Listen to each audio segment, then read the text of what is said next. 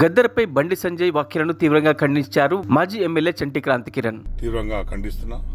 బండి సంజయ్ గారు సోయి లేకుండా మాట్లాడుతున్నట్లు కనిపిస్తుంది. గద్దరన్న ఇప్పుడు కూడా అవార్డుల కోసమో రివార్డుల కోసమో తను ప్రజా ఉద్యమాల్లోకి రాలేడు, దానికోసం పాటలు రాయలేడు. ఆ విషయాన్ని బండి సంజయ్ గుర్తిస్తే బాగుంటుంది.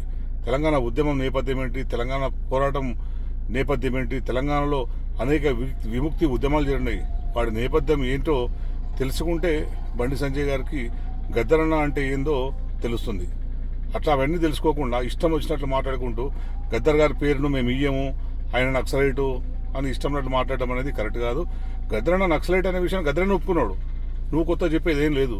నేను నక్సలైట్నని గద్దరన్ననే చేతిలో కట్టెబట్టుకుని జెండా పెట్టుకొని గద్దరన్న తిరిగిండు. నువ్వు కొత్తగా చెప్పేది ఏం లేదు. నీకున్న వ్యవస్థ సిస్టమ్ చెప్పడానికి కొత్తగా ఏం లేదు. అందుకే పిచ్చి పిచ్చి మాట్లాడకు. ఎందుకంటే ఇప్పుడు గద్దరన్న జయంతి ఉత్సవాలు జరుగుతున్న టైంలో నువ్వు ఈ మాట మాట్లాడడం వెనకాల నేపథ్యం ఏంది? నీకు అవార్డు ఇవ్వమని చెప్పి గద్దరన్న కుటుంబం అడిగిందా? ప్రభుత్వం ప్రపోజల్ పెట్టింది, మీరు ఇస్తారా లేదా అని మీకు ప్రభుత్వం రాష్ట్రానికి కేంద్రానికి సంబంధించిన విషయం అది. ఎందుకు ఇయ్యలేవో ఇంకా మీరు దానికి వివరణ ఇచ్చుకోవాల్సిన బాధ్యత మేమున్నది. గద్దరన్నను మించిన ఉద్యమకారుడు ఎవడన్నా ఉన్నాడా తెలంగాణలో, భారతదేశంలో? గద్దరను మించిన గాయకుడు ఎవడన్నా భారతదేశంలో ఉన్నాడా? ఎందుకు ఇయ్యలేరు మీరు? ఎందుకు ఇయ్యలేరో మీరు ఫస్ట్ సమాధానం చెప్పాలి.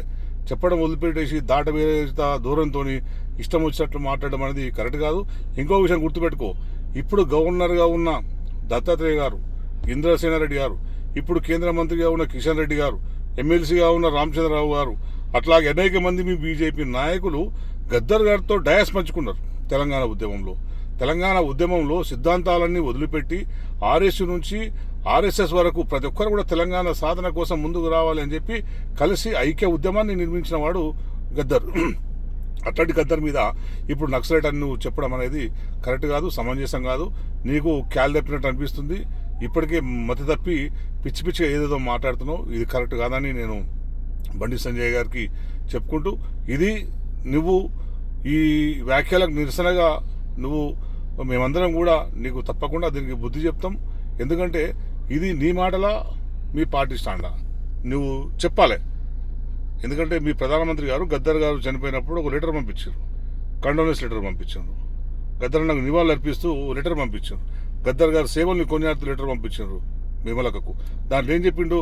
గద్దర్ గారి పాట అనగారిన ప్రజలకు తోడ్పాటు అందించింది, ఆసరా అందించింది, అనేక మంది ప్రజల్ని చైతన్యం చేసింది.